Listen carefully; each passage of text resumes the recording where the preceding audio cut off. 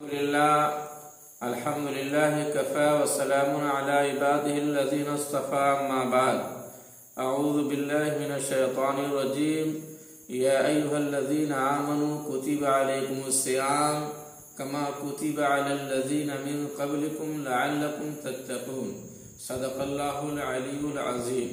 محترم سامعین، ابھی جو آپ کے سامنے روزے سے متعلق آیت پاک کی تلاوت کی ہے، جس کا ترجمہ اور مفہوم یہ ہے کہ اللہ تعالیٰ نے اپنے بندوں پہ روزے کو فرض کیا۔ اس سے پہلے بھی روزے فرض کیے گئے تھے، اور اس روزہ کے فرض کرنے کا مقصد یہ ہے کہ بندے متقی ہو جائے، اللہ کے بندے پرہیزگار ہو جائے، مطیع اور اطاعت گزار ہو جائے، اللہ کے بندے نیک ہو جائیں اور نیک خو بن جائیں۔ محترم سامعین، اللہ کے فضل و کرم سے ہم لوگوں نے 2 روزے مکمل کر لیے ہیں۔ انشاءاللہ آج جو ہے تیسرے روزے کی سحری کھائیں گے۔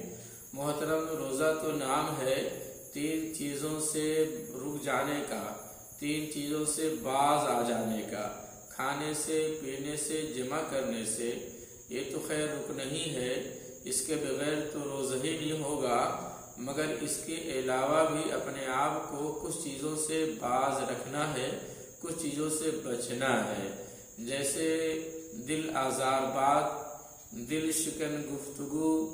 کوشش یہ ہو کہ ہماری باتوں سے کسی کو تکلیف نہیں پہنچے، کسی کے دل کو دکھ نہ ہو، ہماری باتوں سے، ہمارے کسی کام سے کسی بھائی کو کسی طرح کی تکلیف نہ ہو، اس بات کی بھی کوشش کرنی ہے۔ حالت روزہ میں اس بات کا بھی خیال رکھنا ہے کہ غیبت گوئی نہ ہو، کسی بھائی کی غیبت نہ کی جائے۔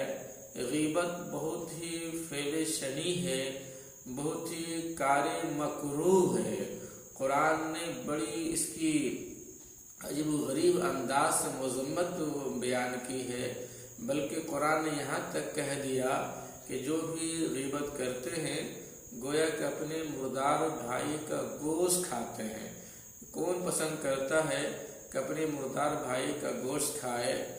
کیسی مثال دی ہے قرآن نے، اس مثال کو سامنے رکھیے اور غیبت کو ایک طرف دیکھیے۔ اس لیے غیبت سے اپنے آپ کو بچانا ہے اور کبھی بھی غیبت کی راہ نہیں اپنانی ہے۔ اسی طریقے سے حالت روزہ میں چغل خوری بھی نہیں کرنی ہے۔ چغل خوری تو بالکل ہی حرام عمل ہے کہ ایک کے بھائی کی بات دوسرے بھائی کو اس طرح سے کہا جائے کہ دونوں میں تکرار ہو، دونوں میں تکدر ہو، دونوں میں نفرتیں پیدا ہو جائے۔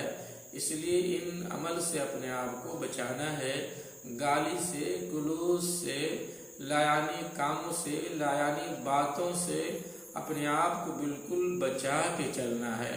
روزے کا جب ہی حق ہوگا، صحیح معنوں میں روزہ اسی کا نام ہے کہ کار گناہ سے بھی بچا جائے، کار گناہ سے بھی اپنے آپ کو روکا جائے۔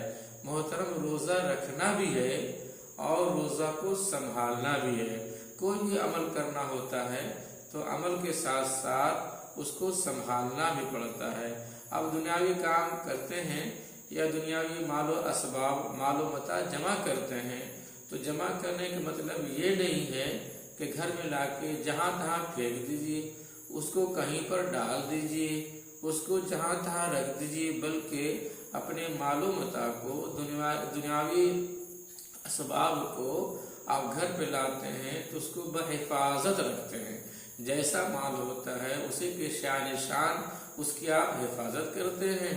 سونے ہیں، چاندی ہیں، رقومات ہیں، اس کو آپ بحفاظت اپنی الماری میں رکھتے ہیں، بلکہ الماری کے تہخانے میں محفوظ جگہ پہ رکھتے ہیں، چونکہ قیمتی مال ہے، یہ بڑے وزنی اور بڑے دامی جو ہے یہ مال و متاع ہے، اس لیے اس کی حفاظت اسی قدر کرتے ہیں۔ اور بھی مال ہوتے ہیں جہاں تہاں بھی آپ ڈال دیتے ہیں، جیسے تیسے بھی رکھ دیتے ہیں، لیکن جو جتنا قیمتی مال ہوتا ہے اسی قدر اس کی حفاظت کرتے ہیں۔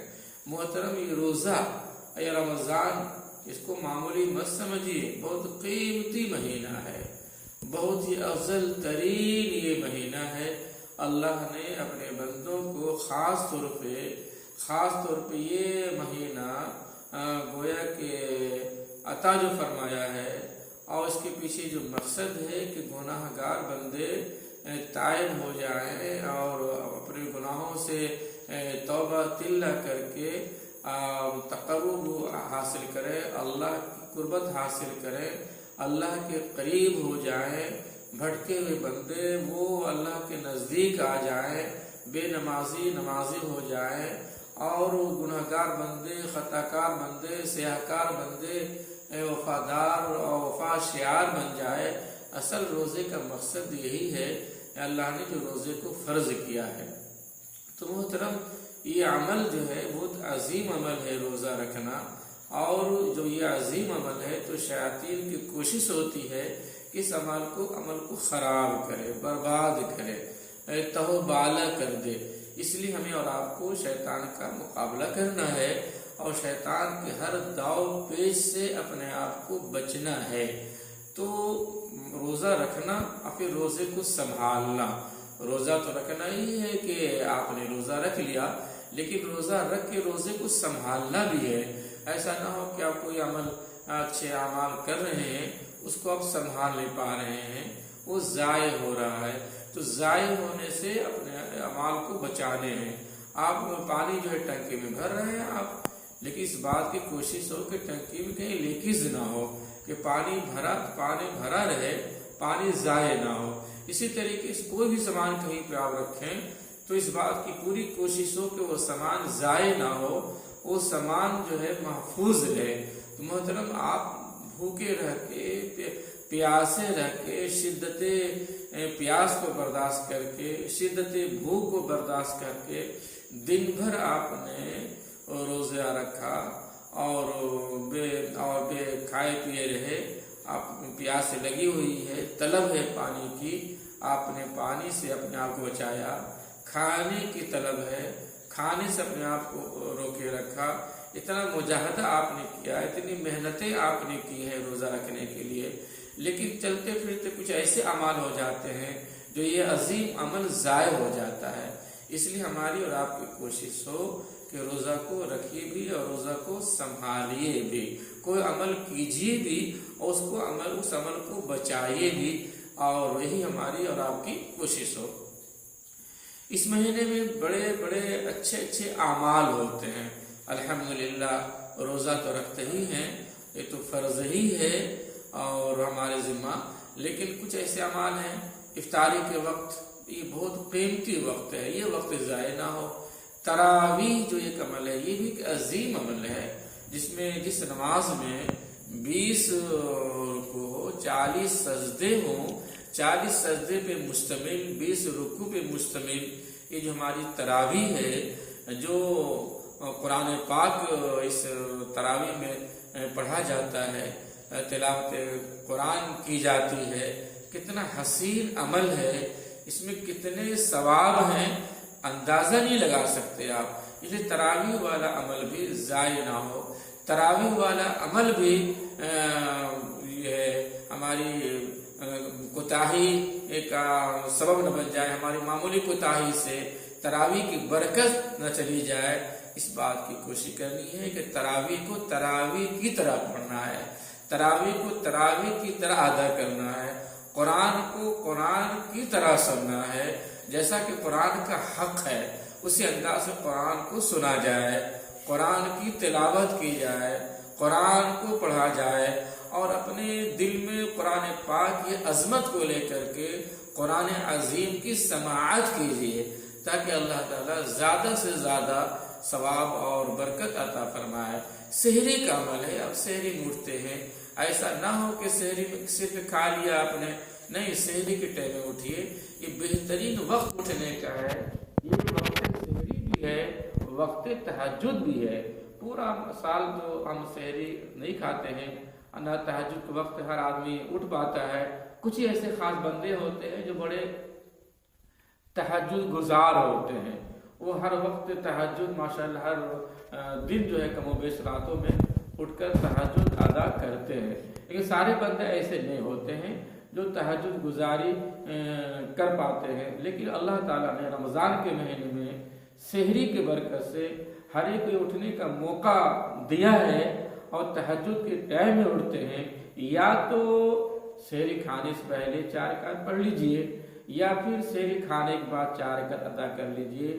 جو بھی وقت بچے اس کو سونے میں آپ ضائع نہ کریں، اس کا استعمال کریں، اللہ کے حضور حاضر ہو کر گریہ وزاری کر کے، رو کے، گڑ گڑا کر کے اپنے سارے گناہوں کو معاف کرانے کی کوشش کریں، اللہ کو راضی کرنے کی بھرپور کوشش کریں، اللہ کو منائیں۔ اللہ بالکل بندوں کو معاف کرنے کے لیے تیار ہے، بندہ جھکے تو صحیح، آگے بڑھے تو صحیح۔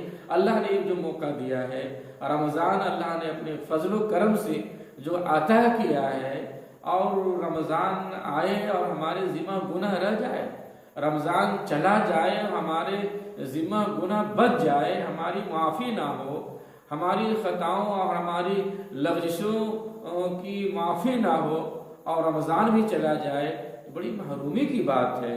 اس لیے ہماری بھرپور کوشش ہو، حتی المقدور ہم یہ کوشش کریں کہ رمضان کے مہینے میں رو کر، گڑ گڑا کر، اللہ کے حضور حاضر ہو کر، سجدہ ریز ہو کر، اور خوب معافی، خوب تلافی کریں، خوب توبہ تلہ کریں۔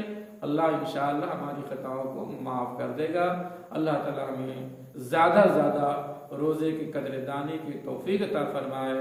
وآخر دعوانا الحمد للہ رب العالمین۔